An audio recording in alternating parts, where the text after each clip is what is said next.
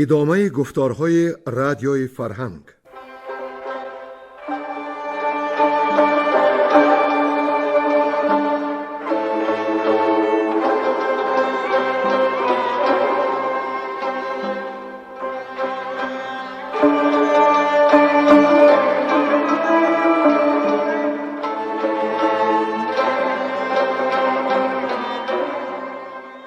بسا رنج بردم در این سال سی، عجم زنده کردم بدین پارسی.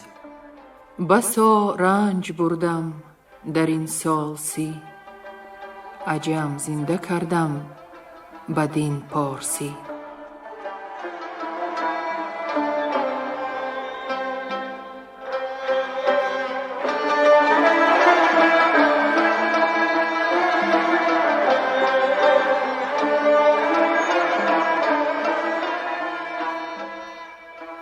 شنونده های ارجمند، با توجه شما محفل ادبی از روی شاهنامه بیزوال ابوالقاسم فردوسی. صدر محفل نظام قاسم.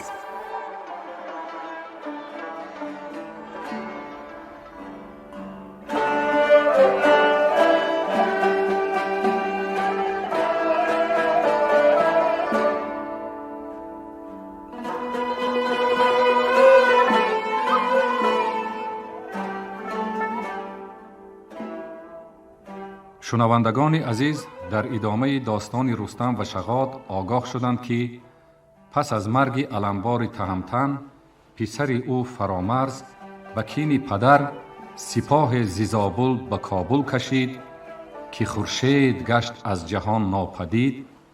جهان را از گرد سواران تار و سپهدار کابلستان را گرفتار کرد، چندان از گردان هند و نامداران سیند کشت که گیل شد همه خاک آوردگاه. اولاد شاه را از دم تیغ گذراند، چنار پیر را با مرده شغاد خائن آتش زده خاکسترش را به باد داد و پس به کابل یک زابلی را شاه کرده به میهنش برگشت. یک سال دراز در سیستان ماتم بود. زال و رودابه بر مرگ پسران نامور خیش خون می‌گریستند و کارشان به جای رسید که رودابه از خواب و خور مانده از خرد بیگانه شد، ولی با تدبیر زال هوشمند باز به خود آمد و روی نیاز به درگاه خدا برد که روان تهمتن را از گناه بشوید و در بهشت جایش بدهد. در این میان شاه ایران گشتاسپ که در غم پسرش اسفندیار داغدیل گشته بود، فرمان ملک را بر دست نبیره‌اش بهمن سپرد و پشیمان از کرده های زشت خویش پندش داد که تو اکنون همه کوش و باداد باش، چو داد آوری از غم آزاد باش. همه راستی کن که از راستی، نیاید به کار اندرون کاستی. ولی بهمن اسفندیار را دل پر از کین بود و از بحر خون پدر خیش که با فتنه شاه گشتاسپ از دست رستم کشته شده بود، با 100,000 سواران شمشیرزن به کابل شد و کین رستم بخواست. همه بوم و بر کرد با خاک راست. همه گنج آن را که رستم با رنج اندوخته بود به تاراج داد و زال پیر را بندی کرد. زال خردمند هرچند پندش داد که ای شاه با هوش و رای، به ما بر تو چشم خرد برکشای. ما به نیاگان تو خدمت ها کرده ایم و تو را نیز ما پرورده ایم. بیا کار گذشته مگوی و کین مجوی. پند نشنید و دست از خرابکاری نشست. فرامرز پسر رستم زید بهمن برخاست و 3 روز و 3 شب چنان نبرد کردند که ز چاک تبرزین جرنگ کمان، زمین گشت جنبانتر از آسمان. همه گرز بارید و پولاد تیغ، ز گرد سپاه آسمان بست میغ. روز 4 رزم لشکر فرامرز پراکنده گشت و خود او اسیر افتاده به 100 خواری کشته شد. چون بیداد شاه بهمن از حد گذشت، وزیرش به شوتن پندش داد که دست از غارت و کشتن و جنگ و جوش بردارد و زال را از بند رها کند. بهمن این پند پذیرفت، سپاهش را از زابل به ایران برد و رسم عدل و داد پیش گرفت. شنونده های عزیز، امروز به خواندن داستان پادشاهی همای آغاز میکنیم و در عنعنه شاهنامه خوانیمان قطعه شعر از عبدالله حاتفی می آوریم در بزرگداشت فردوسی و شاهنامه بیزوال او. نخستین که فردوسی سحرساز، سخن را ز شاهنامه دادی تیراز. محیط معانی صدفبار بود، صدفها پر از دوری شهوار بود. اینک می پردازیم به قرائت داستان پادشاهی همای. گوینده ها ساربان، نظر یزدانی، گلرخسار صفی، عبدالرشید خوجمقلوف، صباحت قاسم، حاجی اسماعیل پیر محمدزاده و بنده.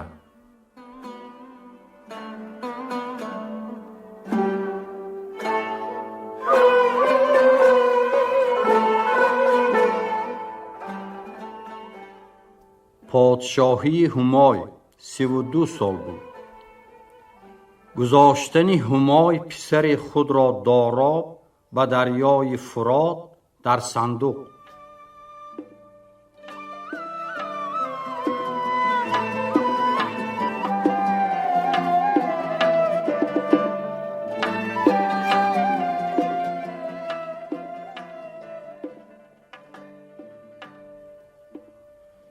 به بیماری اندر بمرد اردشیر، همی بود بیکار تاج و سریر. همای آمد و تاج بر سر نهاد، یکی رای و آیین دیگر نهاد. سپه را همه سر به سر بار داد، دری گنج بگشاد و دینار داد. برای و بداد از پدر درگذشت، همه گیتی از دادش آباد گشت. همی گفت کین تاج فرخنده باد، دلی بدسگالان ما کنده باد.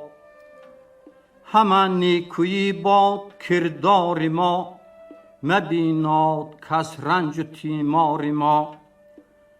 توانگر کنیم آن که درویش بود، نیازش برنجی تنی خویش بود. مهان جهان را که دارند گنج، نخواهم که باشند از ما برنج. چو هنگامه زادن آمد فراز، ز شهر و ز لشکر همه داشت راز. همه تخت شاهی پسند آمدش، جهان داشتن سودمند آمدش. نهانی پسر زاد با کس نگفت، همه داشت آن نیکویی در نهفت. بیاورد آزاد تن دایه، یکی پاک و پر شرم و پر مایه. نهانی بدو داد فرزند را، چنان شاد شاهی برومند را.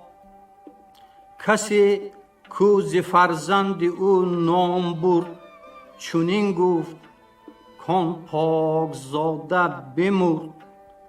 همان تاج شاهی به سر برنهاد، همه بود بر تخت پیروز و شاد.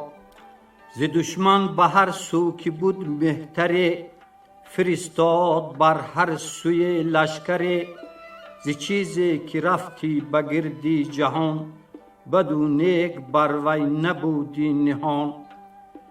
به گیتی جز از داد و خوبی نخواست، جهان را سراسر همه داشت راست.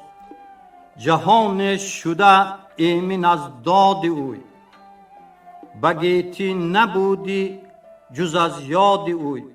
بدین سان همه بود تا 8 ماه، پسر گشت ماننده رفته شاه. بفرمود تا درگری پاک مغز، یکی تخته جست از دری کار نغز. یکی چوب صندوق از آن چوب خشک، بکرد و گرفتم در قیر و مشک. درون نرم کرده به دیبای روم، برآلوده بیرونی او دبق و موم. به زیر اندرون بستری خواب کرد، میانش پر از دور خوشاب کرد. بسی زر سرخ اندرو ریختند، عقیق و زبرجد برآمیختند. ببستند یک گوهری شاهوار، با بازوی آن کودکی شیرخوار. بدانگه که شد کودک از خواب مست، خروشان بشد دایه چرب دست. نهادش به صندوق در نرم نرم، به چینی پرندش بپوشید گرم. سری تنگ تابوت کردند و خشک، به دبق و به قیر و به موم و به مشک. ببردند صندوق را نیم شب، یکی بر دیگر نیز نگشاد لب.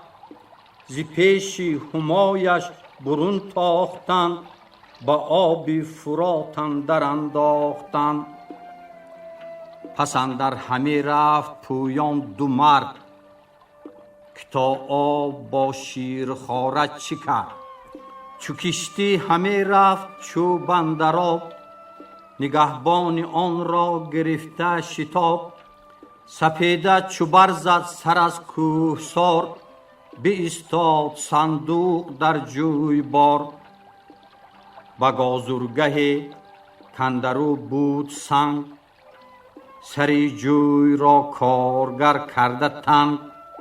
یکی کازران خورد صندوق دید، بپویید و از کارگه برکشید.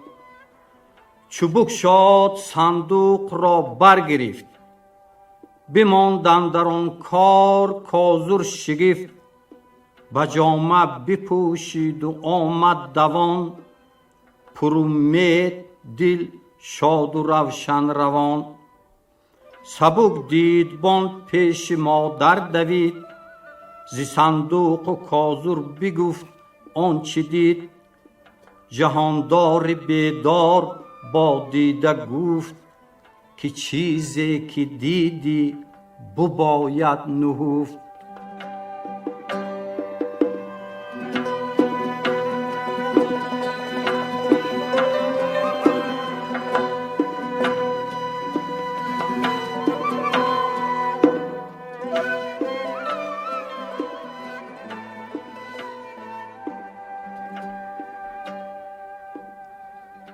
پروردن گازور داراب را.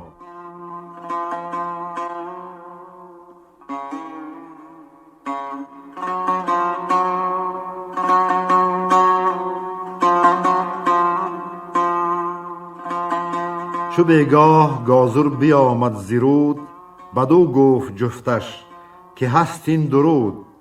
که باز آمدی جامه ها نیم نم، بدین کار کرد از کی آبی دیرم. دل گازر از درد پژمرده بود، یکی کودکی زیرکش مرده بود. زن گازر از درد کودک نوان، خلیده رخان تیره گشته روان. بدو گفت گازر که بازار هوش، کز این پس تو را زیشت باشد خروش. کنون گر بماند سخن در نهفت، بگویم به پیش سرافراز جفت.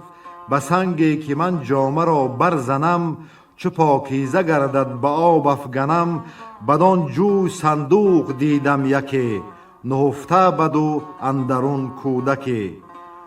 کنون چون کشایم سری بسته باز، به دیدار آن خردت آید نیاز.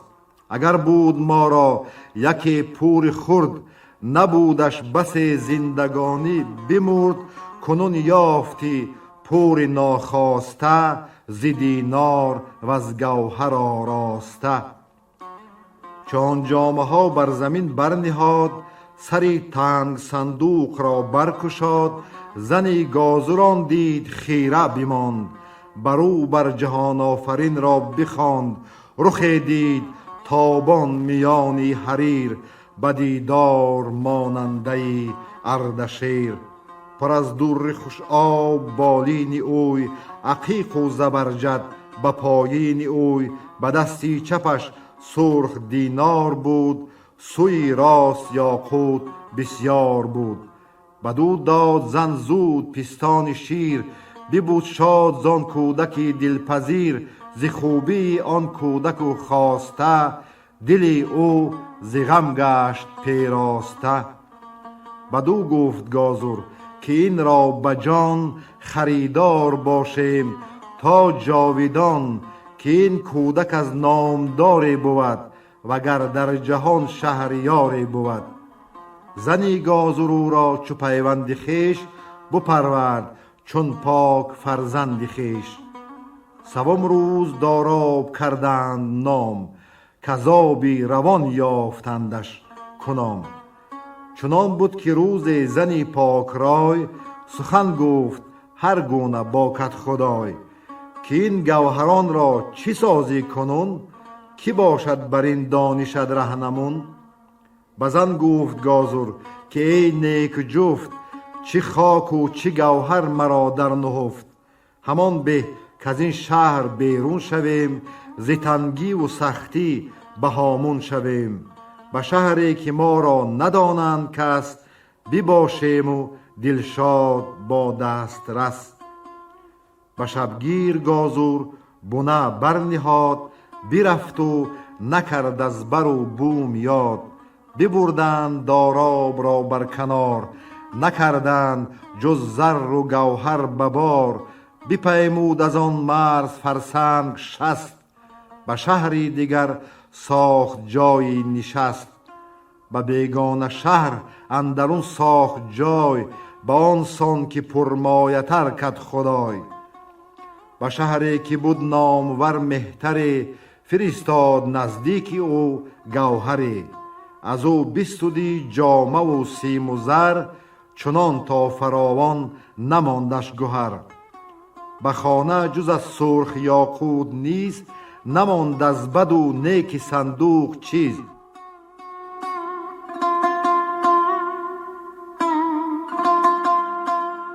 زنی گازر از چیز شد رهنمای، چون این گفت یک روز با کدخدای. که ما بی نیازیم از این کار کرد، توانگر شدی گرد پیشه مگرد.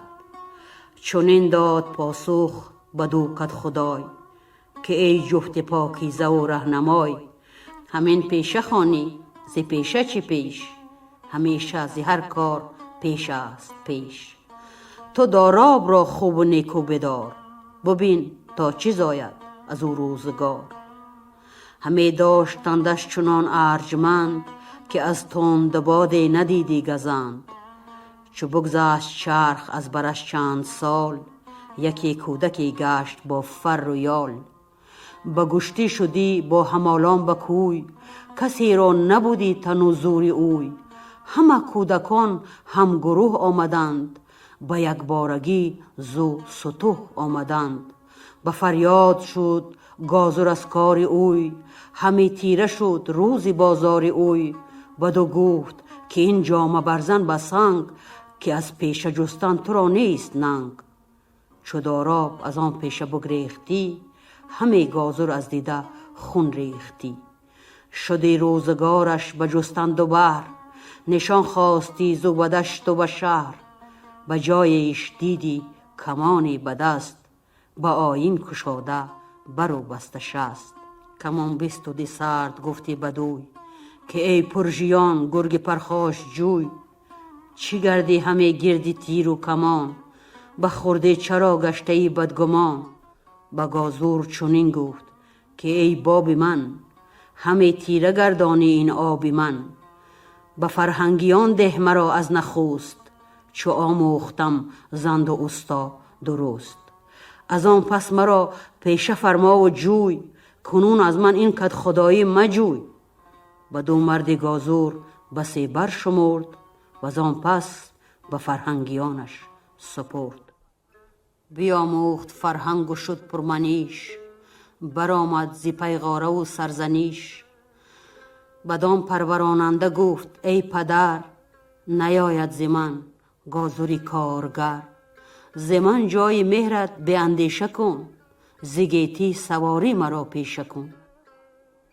نگه کرد گازور سوار تمام، اینان پیچ و اسب افکن و نیک نام. سپردش بدو روزگار دراز، بیاموخت هر چیش بدو بود نیاز.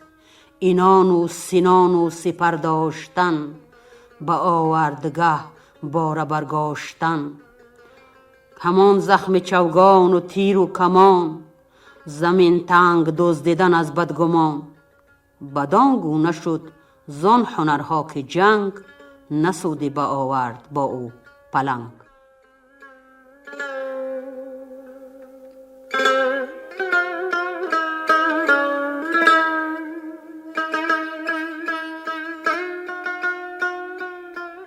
پرسیدن داراب نژاد خود از زن گازور و جنگ آوردن بر رومیان.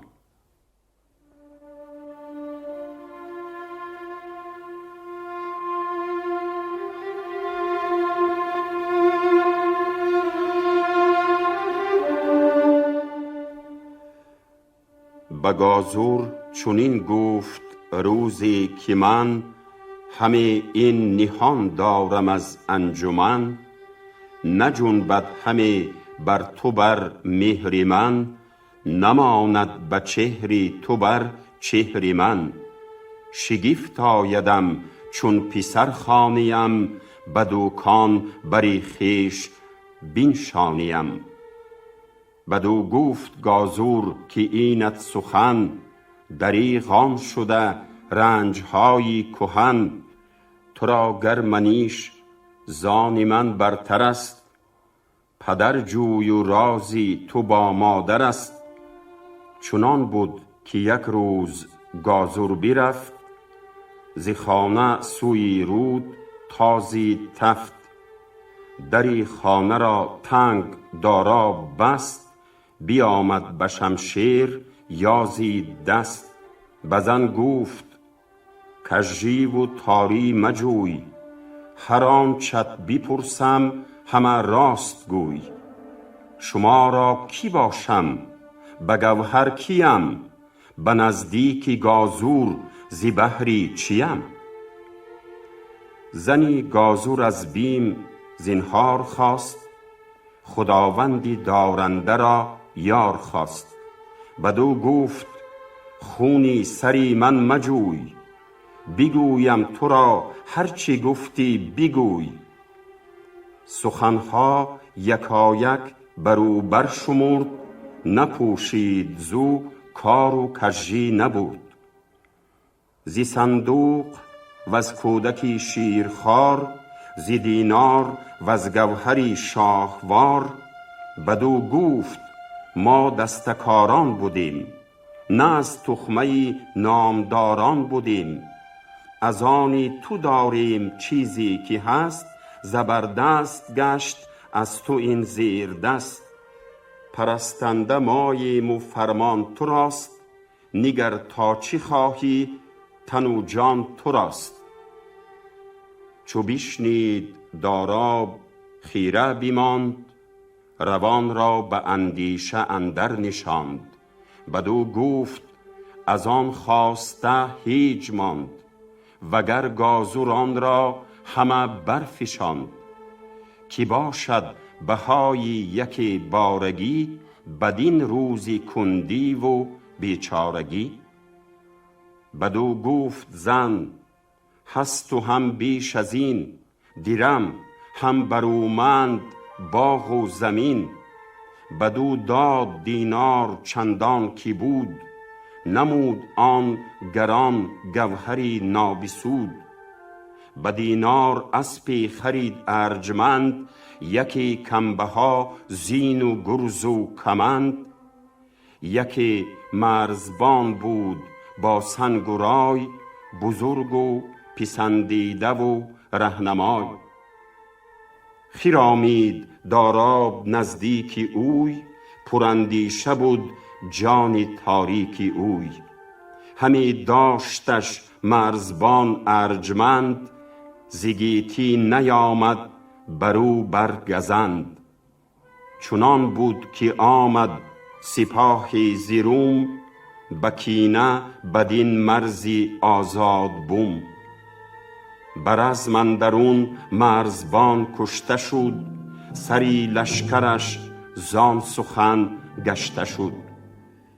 چو آگاهی آمد به نزد همای، که رومی نهاد اندرین مرز پای. یکی مرد بود نام او رشنواد، سپهبد بود و هم سپهبد نژاد. بفرمود تا برکشد روی روم، به شمشیر ویران کند مرز و بوم. سپه گیرد کرد اندران رشنواد، ارزگاه بنهاد و روزی بداد. چو بشنید داراب شد شادکام، به نزدیک او رفت بنویشت نام. سپه چون فراوان شد از هر دری، همی آمد از هر سوی لشکری. بیامد ز کاخ همایون همای، خود و مرزداران پاکیزه رای. بدان تا سپه پیش او بگذرد، تن و نام دیوانها بشمرد. همی بود چندان بدان پهن دشت، که لشکر فراوان برو برگذشت. چو داراب را دید با فر و بورس، به گردن برآورده پولاد گورس. تو گفتی همه دشت پهنای اوست، زمین زیری پوینده بالای اوست. چو دید آن برو چهره دلپذیر، ز پستان مادر بپالید شیر. بپرسید و گفت این سوار از کجاست؟ بدین شاخ و این برز و بالای راست. نماید که آن نامداری بود، خردمند و جنگی سواری بود. دلیر و سرافراز و کنداور است، ولیکن سلاحش نه اندر خور است. چو داراب را فرهمند آمدش، سپه را سراسر پسند آمدش. از اختر یکی روزگاری گزید، ز بهر سپهبد چنان چون سزید. چو جنگاوران را یکی گشت رای، ببردند لشکر ز پیش همای. فرستاد بیدار کارآگهان، بدان تا نماند سخن در نهان. ز نیک و بدی لشکر آگه بود، ز بدها گمانش کوته بود. همی رفت منزل به منزل سپاه، ز گردی سپه آسمان شد سیاه.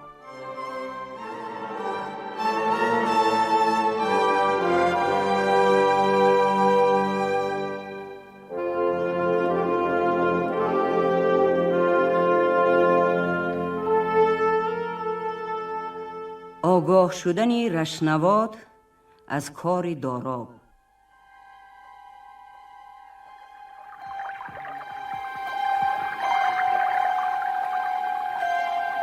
چنان بود که روز یکی تیز باد برآمد، غمی گشت از او رشنواد. یکی رعد و بارانی با برق و جوش، زمین پر ز آب آسمان پر خروش. به هر سو ز باران همی تاختند، به دشت اندرون خیمه ها ساختند. غمی گشت از آن کار داراب نیز، ز باران همی جوست راهی گریز. نگه کرد ویران یکی جای دید، میانش یکی طاق بر پای دید. بلند و کهن بود و آزرده بود، همان باد و باران ورا خورده بود. بدان طاق آزرده بایست خفت، که تنها تنی بود بی یار و جفت. سپهبد همی گردی لشکر بگشت، از آن طاق آزرده اندر گذشت. زیویران خروش بگوش آمدش، کز آن سهم از جان خروش آمدش. که ای طاق آزرده هوشیار باش، بر این شاه ایران نگهدار باش.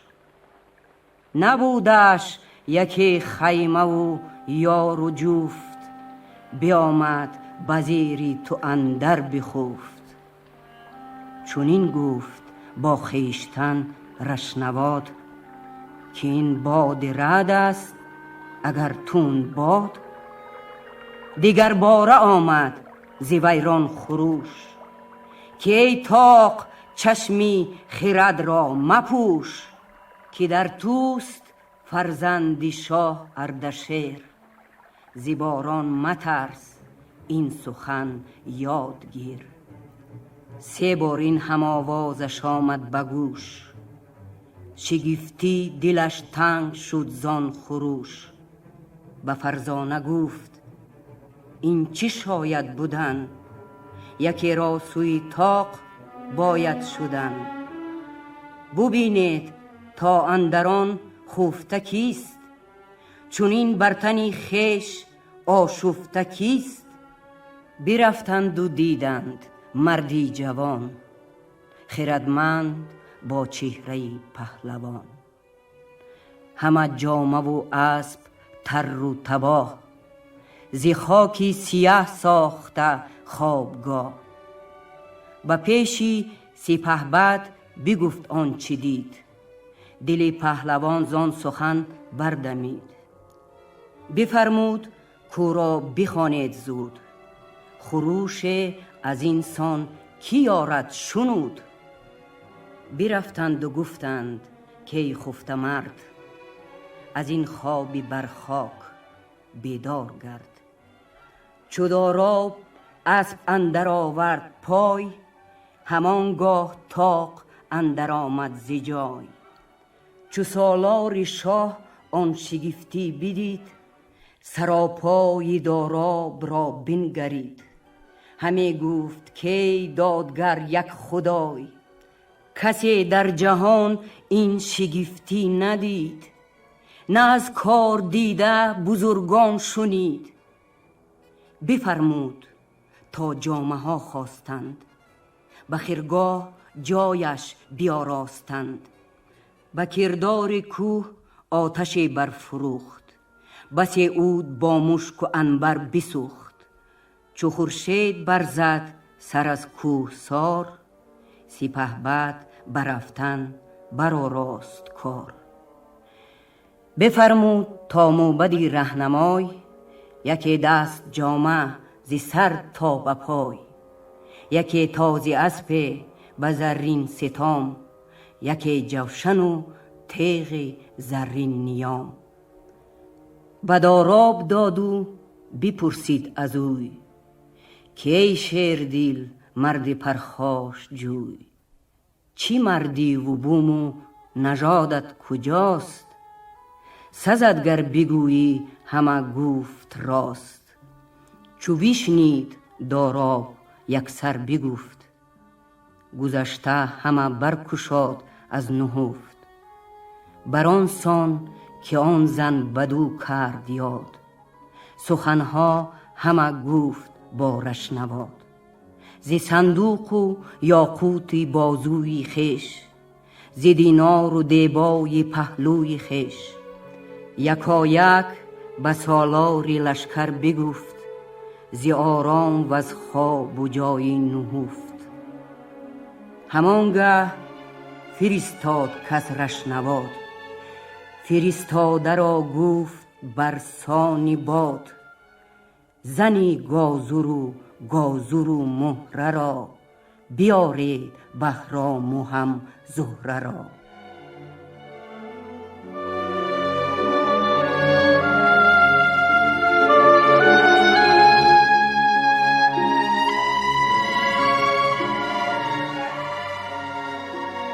رزم داراب با لشکر روم.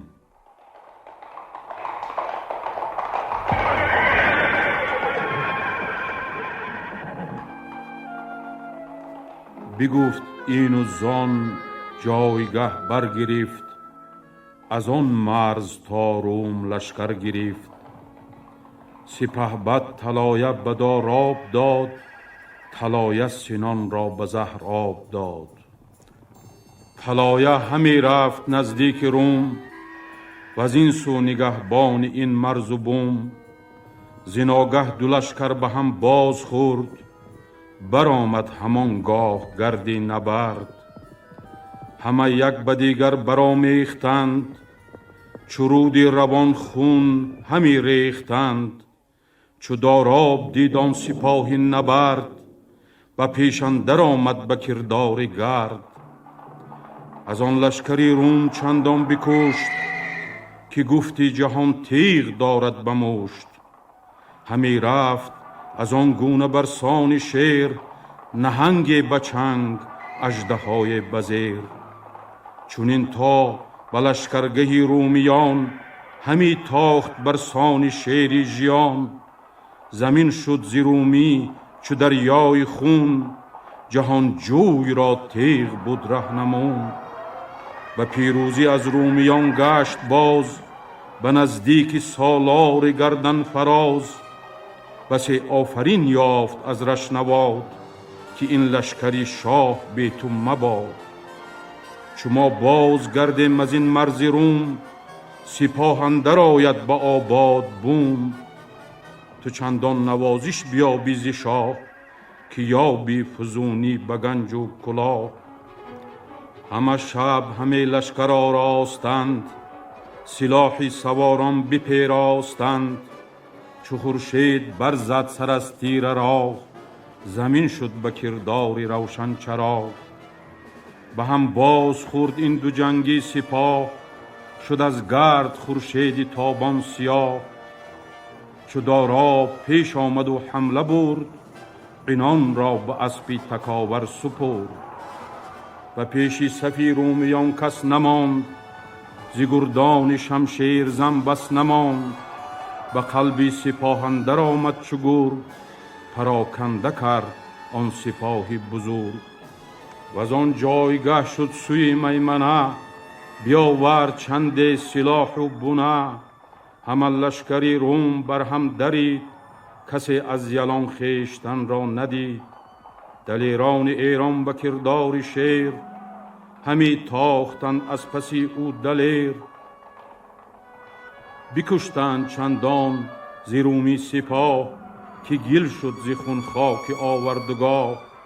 40 جاثلیق از بزرگان بکشت، بیامد صلیب گرفته به مشت. چو زورش نواد این بزرگی بدید، ز شادی دلی پهلوان بردمید. برو آفرین کرد و چنده ستود، بران آفرین مهربانی فزود.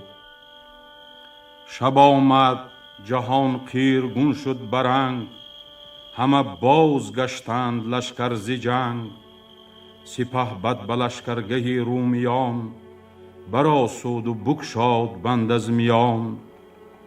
ببخشید در شب بسی خواسته، شد از خواسته لشکر آراسته.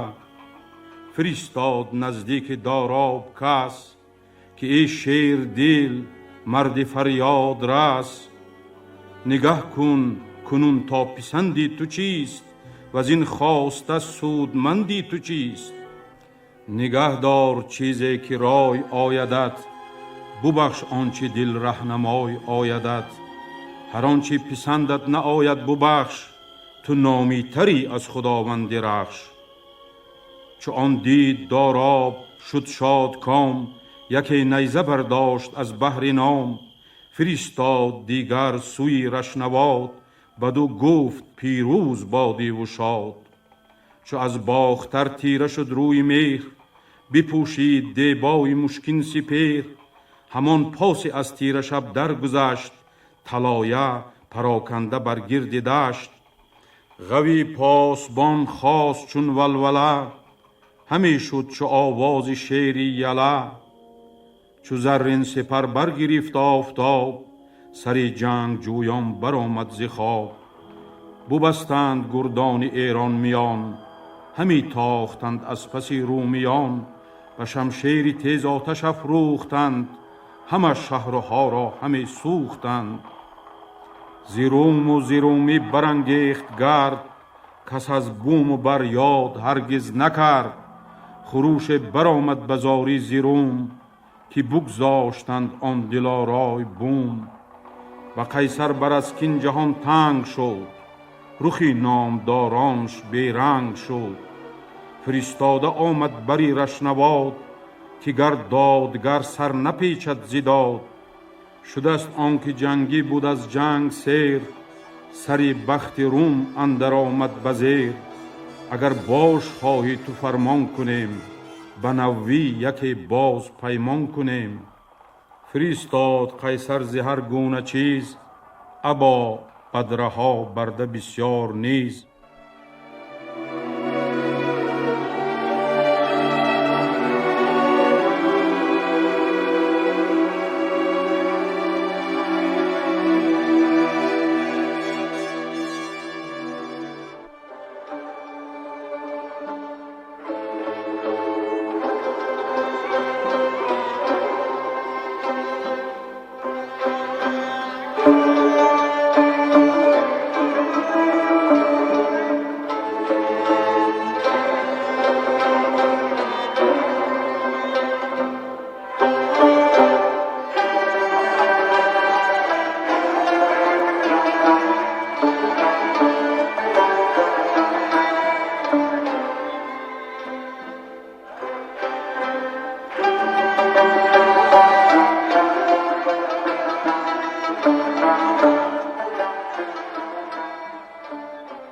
شما محفل ادبی را از روی شاهنامه بیزوال ابوالقاسم فردوسی شنیدید. شاد و پیروز باشید.